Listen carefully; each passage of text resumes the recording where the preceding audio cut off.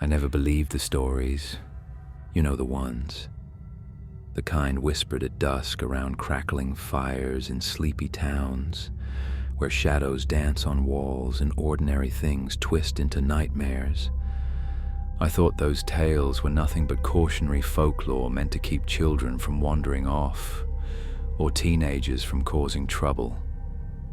That's how it is in Windermere, a picturesque little town nestled against a vast, sprawling forest.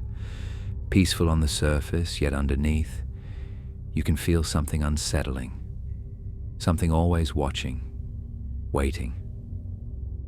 My name's Sarah. I'm a freelance writer, living a quiet life in a modest cottage at the edge of town. My only company for the past few months had been silence. Maybe that's why I decided to adopt a pet.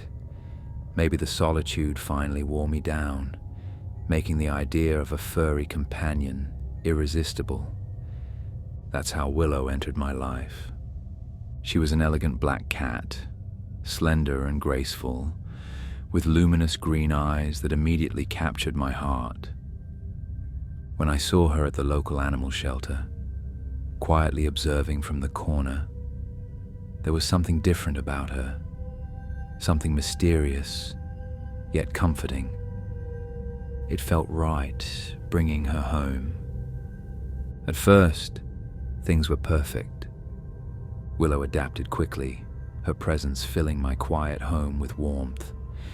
She curled up beside me as I worked, purring softly, chasing after sunbeams on the wooden floors. She was everything I needed. But soon, something shifted. It began subtly enough. Willow grew restless, pacing at night with unsettling urgency. Sometimes I'd wake up to find her sitting rigidly at the foot of my bed, eyes wide, staring intensely into mine. She would make strange sounds, almost like whispers, half feline, half something else entirely. I'd convinced myself she was merely adjusting, the stress of a new home perhaps. But deep down, an unease I couldn't fully explain began taking hold. Then came the legends, stories I dismissed long ago. Whispers in town intensified, missing pets, sightings of animals acting strangely, shifting shapes in the darkness at the forest's edge. Skinwalkers, they called them. Entities able to wear the guise of animals, infiltrating lives quietly, unnoticed until it was too late.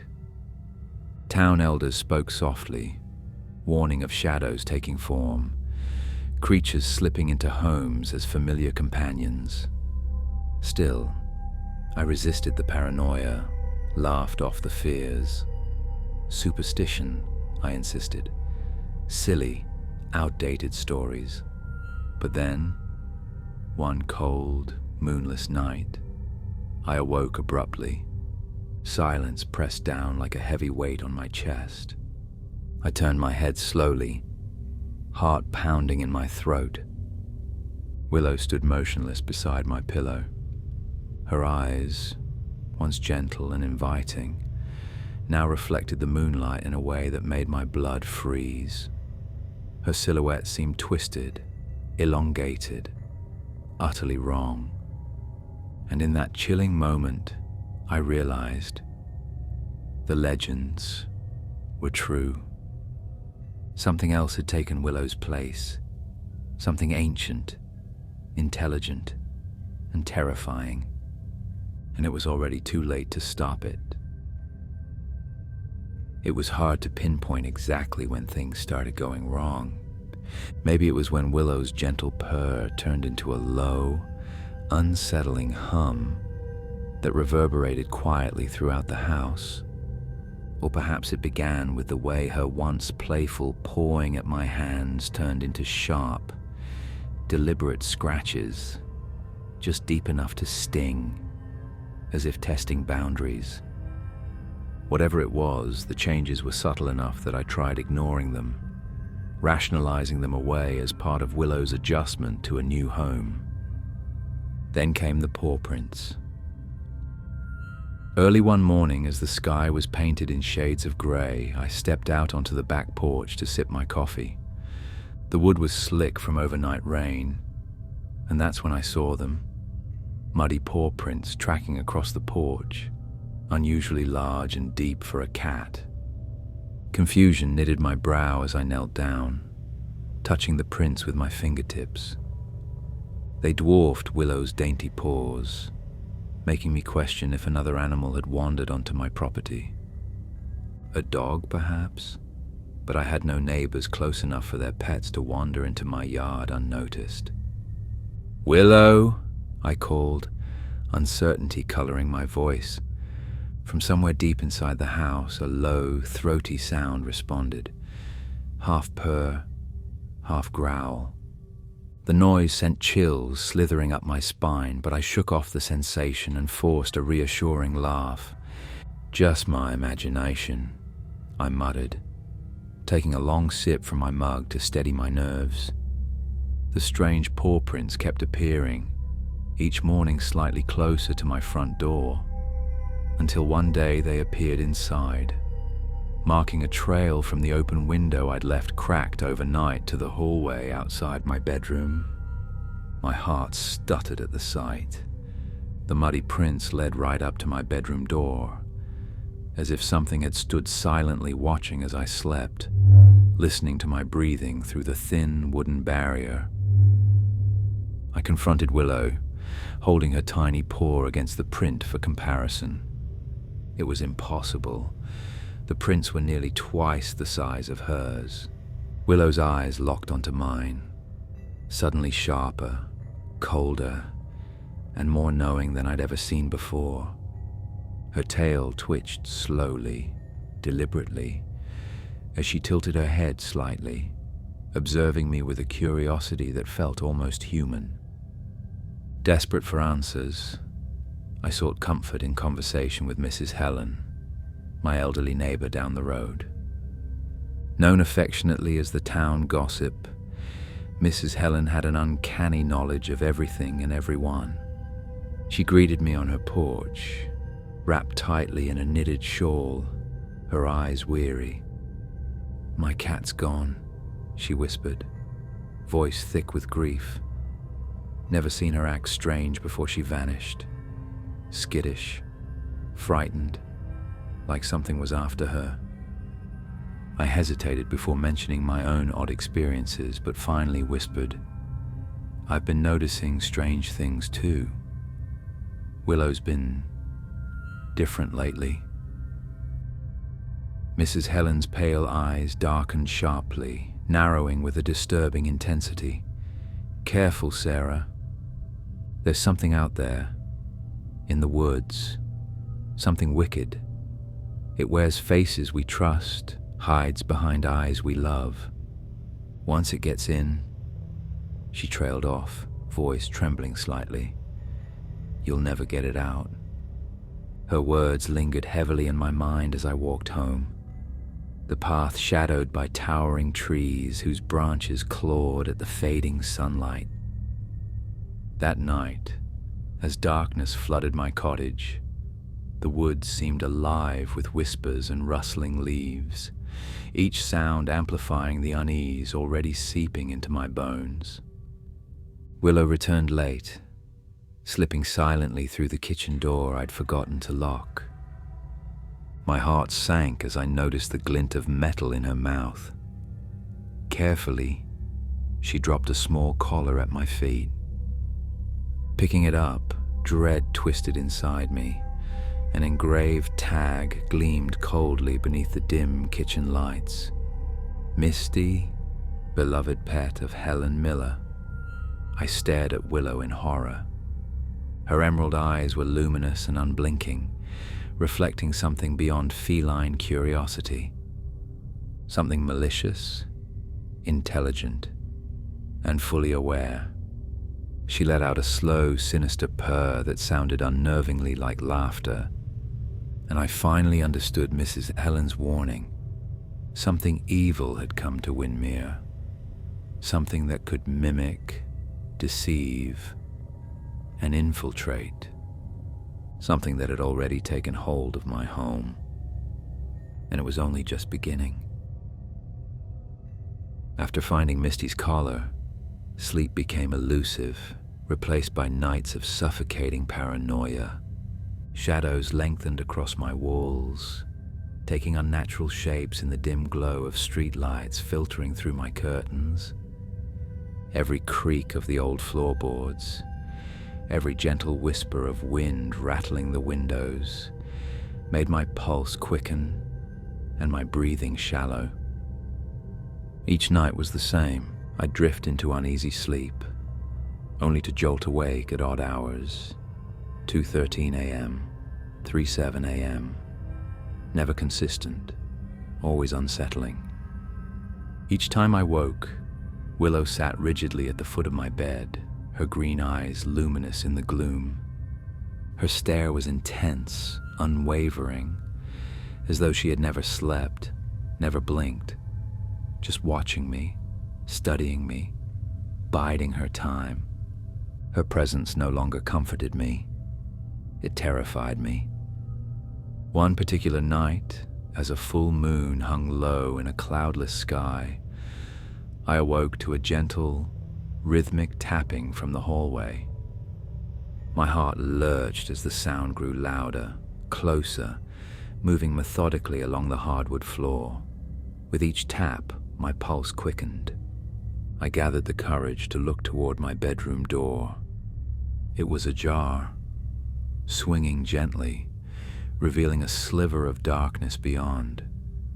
My throat tightened painfully. "Willow," I whispered into the darkness, hating how small and vulnerable my voice sounded. Silence replied at first. Then, slowly, from the hallway, a soft, crooning meow echoed, eerily melodic, resonating with an unsettling familiarity. But there was something off about the tone, something distorted, as if spoken through vocal cords never meant to make that sound. I pushed the covers aside, feet hitting the icy floorboards.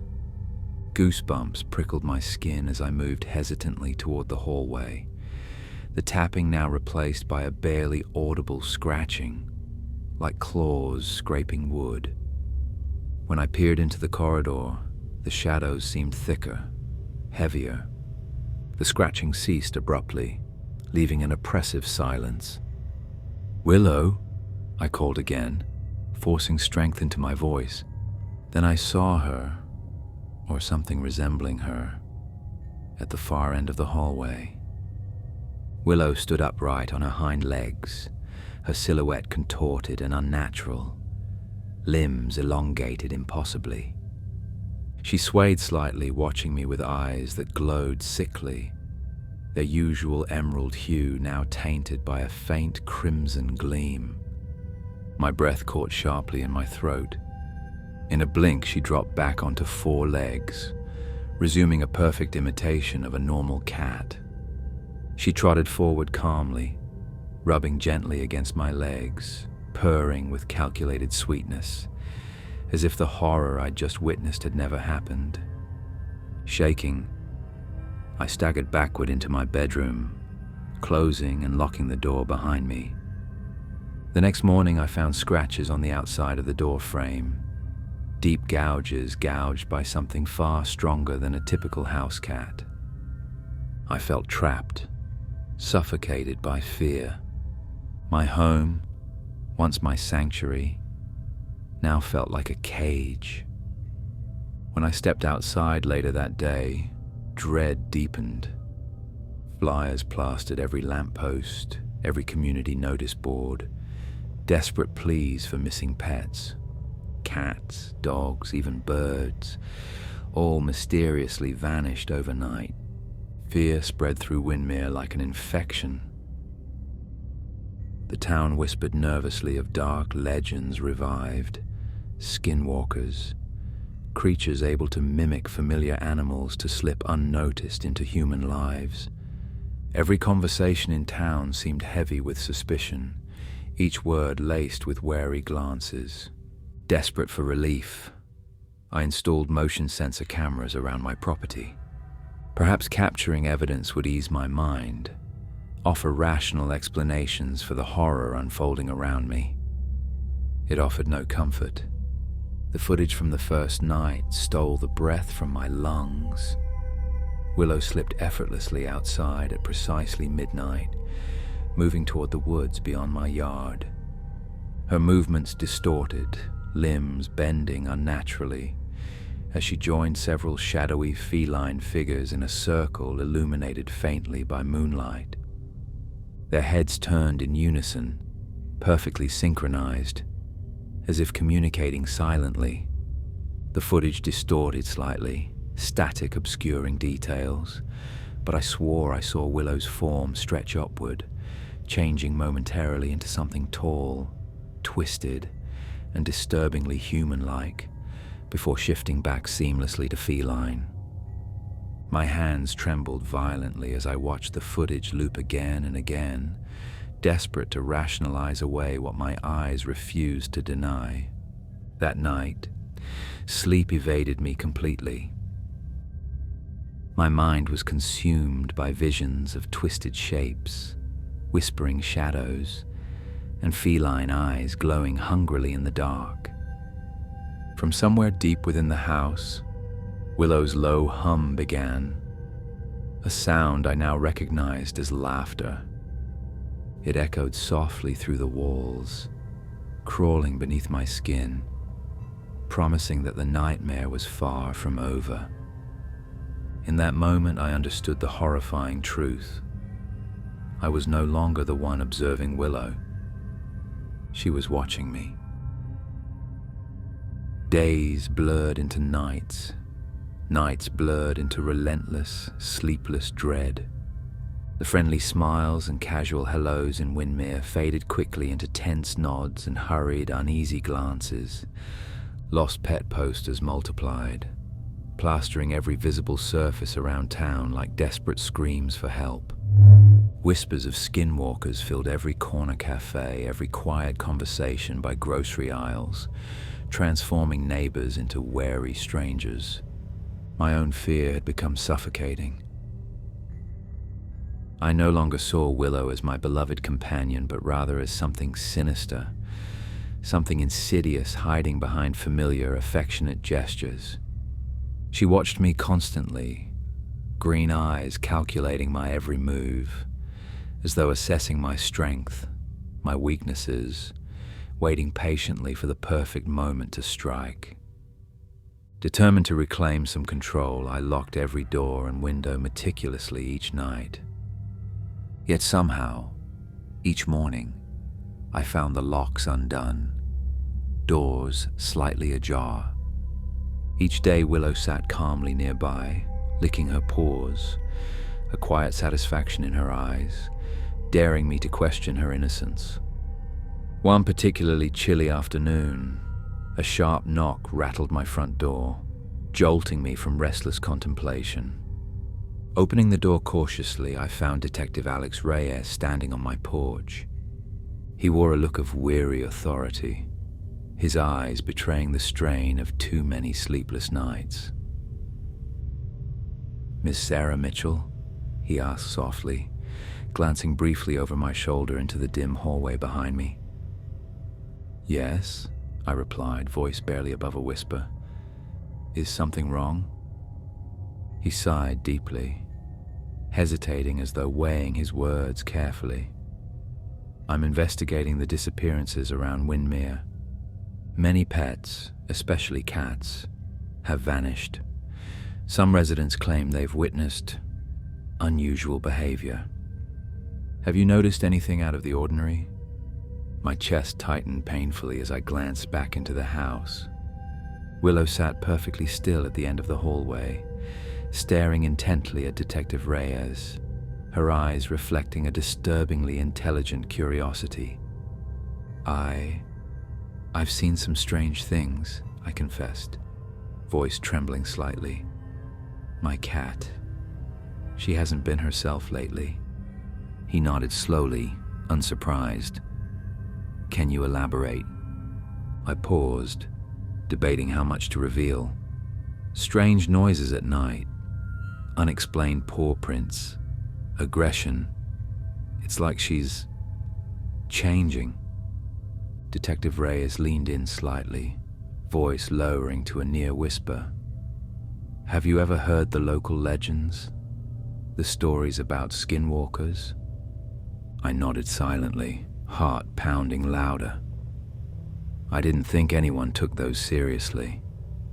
Neither did I, Reyes admitted quietly, eyes shadowed by uncertainty. But whatever is happening here, it's not natural. Just stay vigilant, Sarah. As he stepped away, he glanced once more toward Willow, lingering cautiously. She returned his gaze unblinking, a subtle challenge glittering dangerously in her eyes. After a brief hesitation, he vanished into his patrol car, leaving me utterly alone again with my fears. That night, my dread became tangible. The moon hung heavy and red, casting a sinister glow across the yard. Unable to sleep, I sat near the window, gazing at the twisted woods beyond. Soon, movement caught my attention. Willow padded silently toward the tree line, her silhouette elongating bizarrely beneath the crimson moonlight. Heart racing, I pulled on my jacket and followed her quietly into the chilling darkness, compelled by morbid curiosity and desperation for answers. Deep within the forest, I stumbled onto a scene that shattered any remnants of my sanity. Beneath a grove of gnarled, ancient trees stood a clearing marked by crude symbols carved deep into their bark. Pet collars, dozens of them, each engraved with familiar names from the posters, hung grotesquely from branches, swaying gently in the breeze. At the center stood Willow, surrounded by cats, some distorted horribly, limbs twisted unnaturally, their eyes glowing with a crimson hue.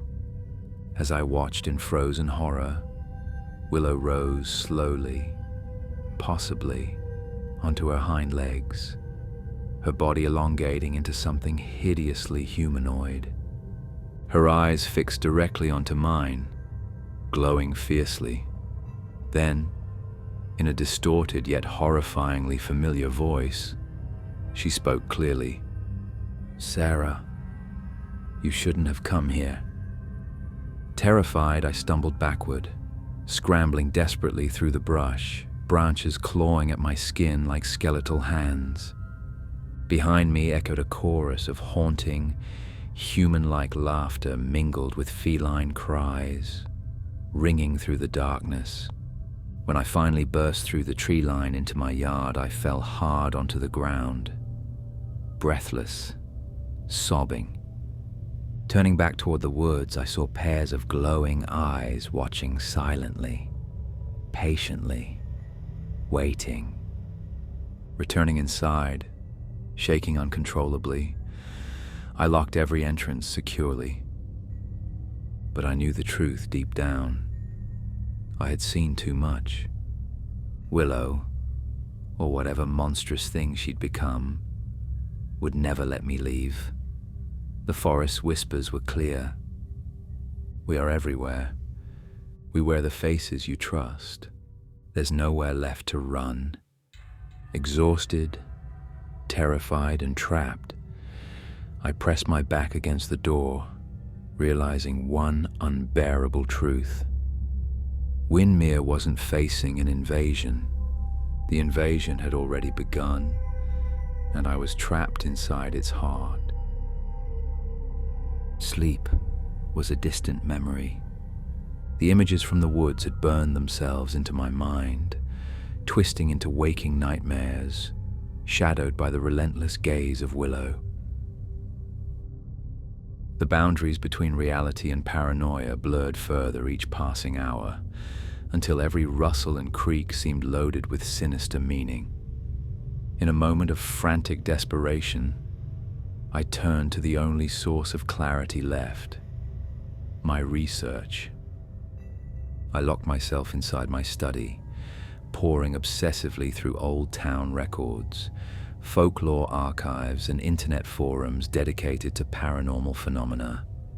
Each account painted a terrifyingly consistent picture: creatures capable of assuming animal forms, mimicking pets perfectly until their prey was isolated, defenseless, and hopelessly vulnerable. I shuddered, realizing that my Willow was not just mimicking. She had become something that was simultaneously familiar and utterly alien, something that had watched me sleep, learned my habits, and was now patiently waiting for my defenses to crumble entirely.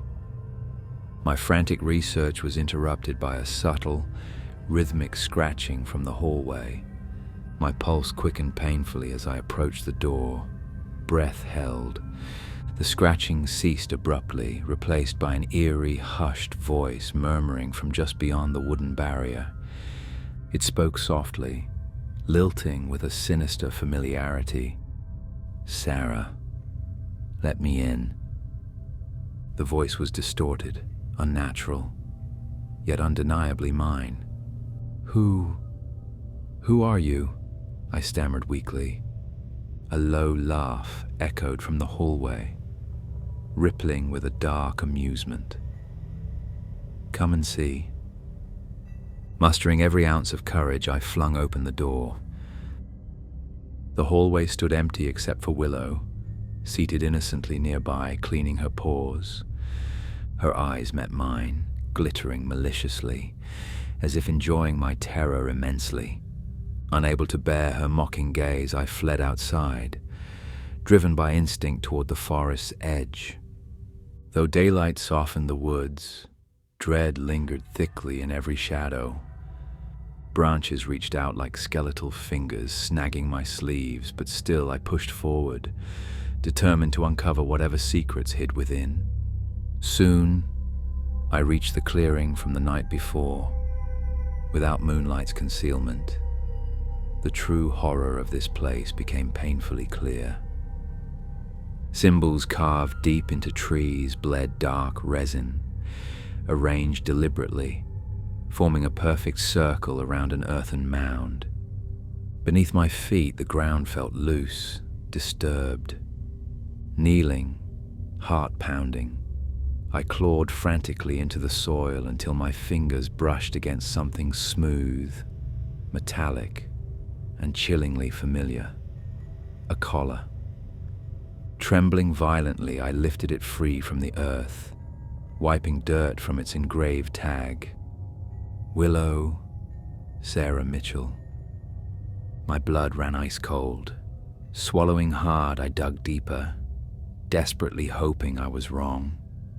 My fingertips brushed fur, soft and painfully familiar. Pulling aside more earth, tears blurred my vision as Willow's still, lifeless form came into view. It was unmistakably her, the true Willow, my companion, my gentle friend. Her emerald eyes were dull and empty, staring lifelessly toward the treetops. The cat in my house was an imposter, a monstrous creature wearing her identity like a mask. Sickened, I stumbled backward, gasping desperately for breath. From the shadows around me, whispers began rising, soft at first, then growing louder, clearer. A chorus of distorted, human-like voices mingling with feline cries. "Join us. Sarah. Stay here. Forever." Panic surged through me as shadowy figures materialized between the trees, standing upright on hind legs, grotesquely twisted forms blending animal and human features seamlessly. I recognized some of them. Cats, dogs, even wildlife from Windermere, but each was distorted, corrupted beyond recognition, eyes glowing fiercely with crimson hunger. I turned and fled, my heartbeat roaring painfully in my ears. Branches whipped across my face, drawing thin streaks of blood as I burst from the tree line into my yard. Behind me, the whispers ceased abruptly, replaced by Willow's slow, mocking laughter. Inside my home, I barricaded every door and window desperately, knowing deep down it was futile.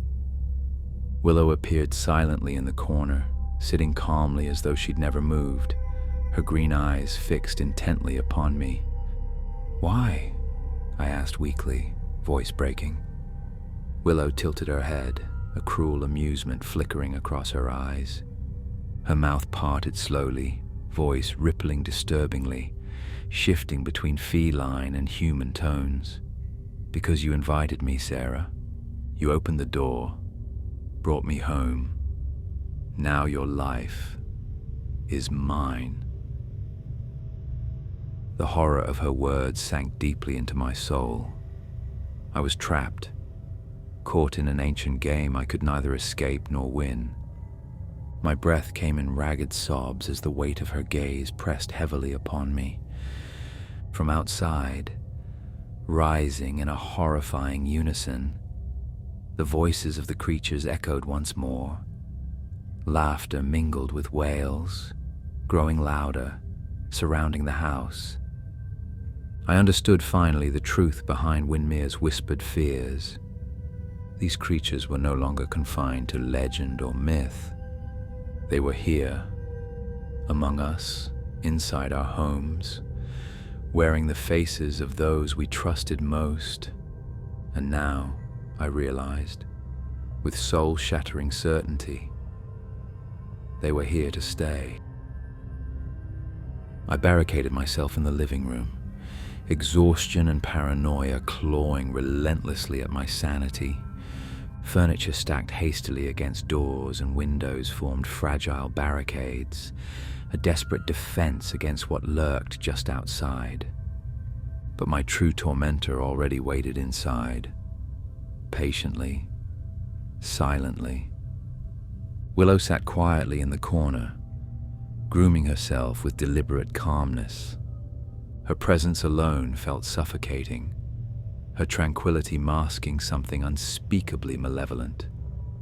Every glance from her luminous eyes felt piercing, invasive, as though she were peeling away layers of my sanity bit by bit, savoring the process. Eventually, my exhaustion took over.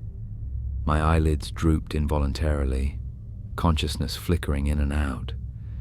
Suddenly, a sharp, jarring noise shattered the silence, a rapid knocking, urgent and frantic, echoing from the front door.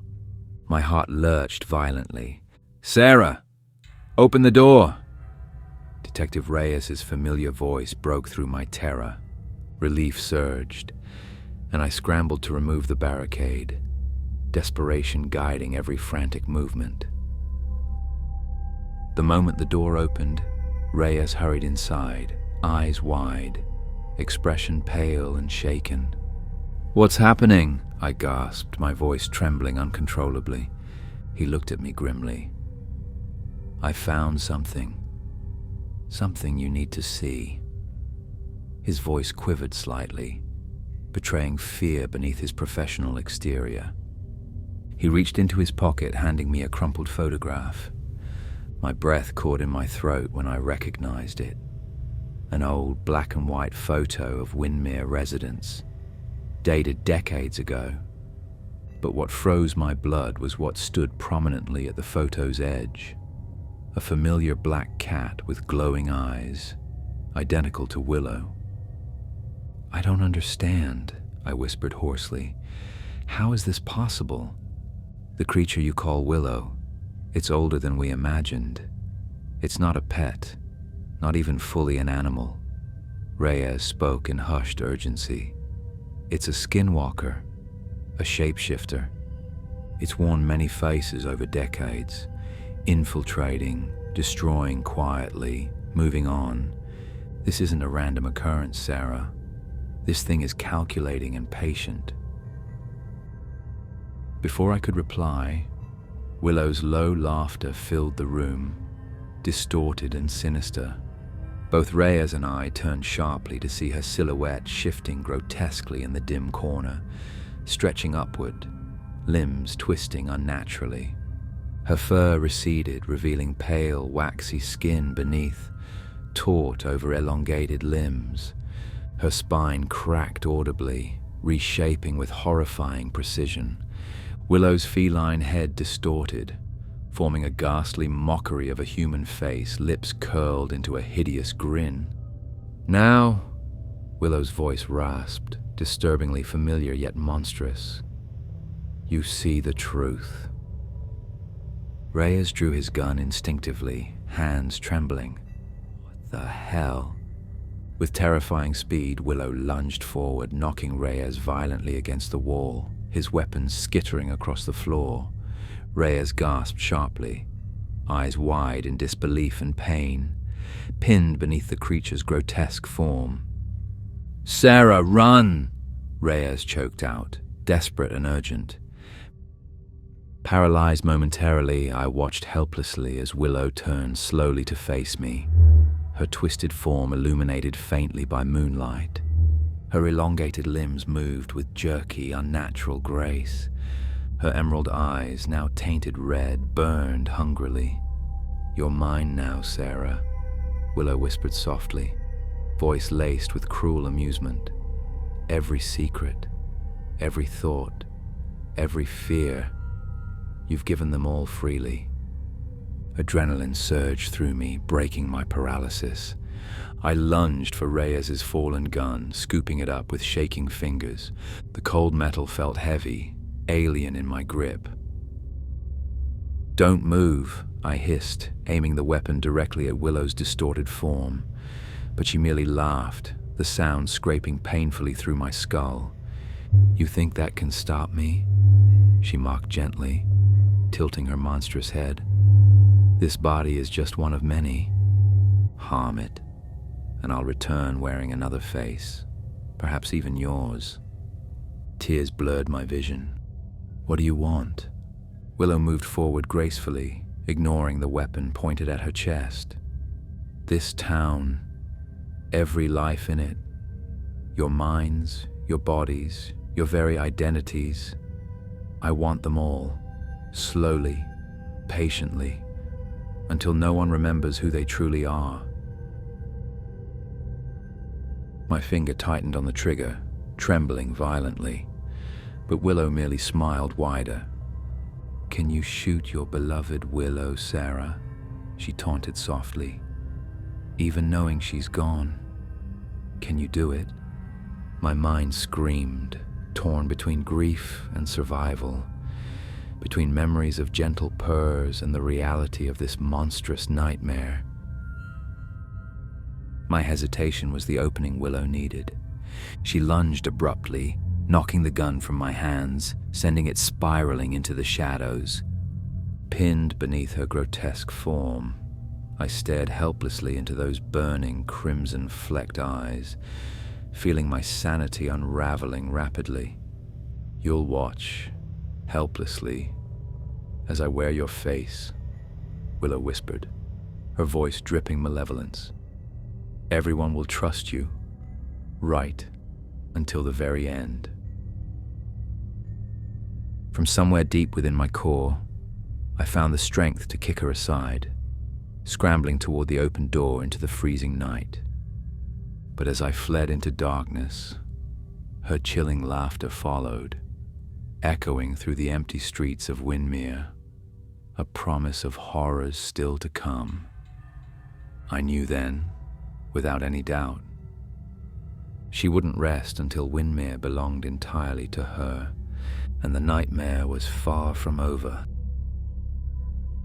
I sprinted into the frigid darkness, cold air stinging my lungs as I fled blindly through Windermere's deserted streets.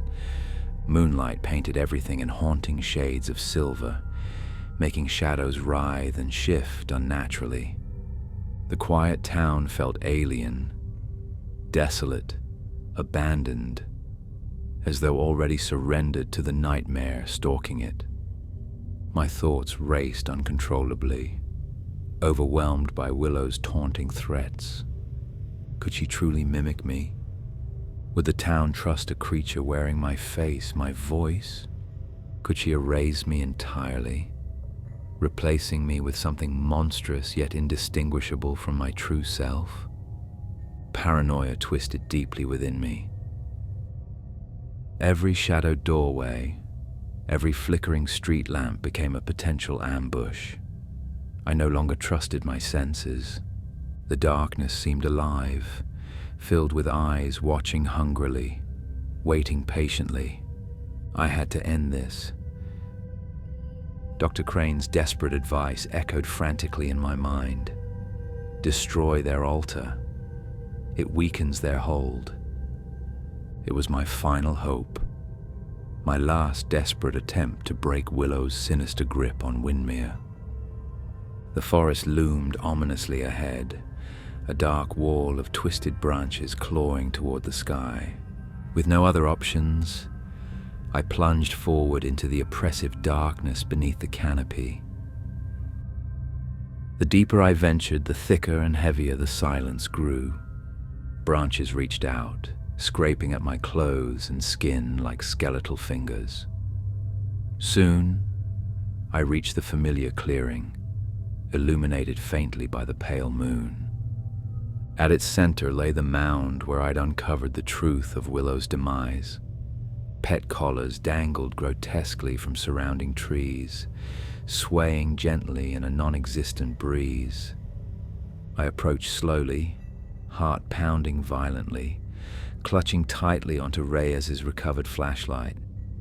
Its trembling beam cast distorted shadows upon the crude symbols carved deep into tree trunks, oozing dark sap like fresh wounds. The symbols pulsed rhythmically, almost alive. Kneeling, I frantically began tearing at the earth, destroying their altar with desperate urgency. As my fingers clawed into the ground, a cacophony of enraged wails erupted around me. Anguished cries mingled with enraged snarls echoing from within the darkness. The forest exploded with movement, shadowy forms shifting restlessly at the clearing's edges. "Stop!" A familiar voice pierced through the chaos. I turned sharply, shock freezing me momentarily. Dr. Crane stood at the edge of the clearing, face pale, eyes wide in terror. "Doctor? Crane?" My voice trembled. "What are you doing here?" "You mustn't destroy it," she pleaded desperately. "It will only anger them further. Please come with me. It's safer if we leave. Together." Her voice was comforting, reassuring, but something felt deeply wrong. My instincts screamed in protest. I hesitated, flashlight shaking violently in my grasp. "Sarah, trust me," she urged gently, stepping forward carefully. "I can protect you." Then I noticed it, a faint, unsettling glow behind her eyes, crimson flickering subtly beneath her irises. My stomach twisted violently. "You're not Dr. Crane," I whispered hoarsely, stepping backward. Her warm expression twisted grotesquely, contorting into a sinister grin. Her body shifted horribly, limbs elongating, skin rippling sickeningly, reshaping into a twisted, humanoid form. "No," the creature admitted softly, its voice shifting from Dr. Crane's gentle tones to something dark and rasping. "But I wear her better than she ever did." Sobbing, I scrambled away desperately, slipping through the trees as shadowy figures emerged all around, their glowing eyes fixed hungrily upon me. They whispered taunts in familiar voices, neighbors, friends, townspeople, all twisted mockeries of Windermere's citizens. Then from among them, Detective Reyes appeared, eyes glassy, movements jerky, puppet-like. "Sarah," he whispered emotionlessly, "don't run. Join us." The forest closed tightly around me, every path blocked by distorted faces, all wearing familiar yet corrupted features.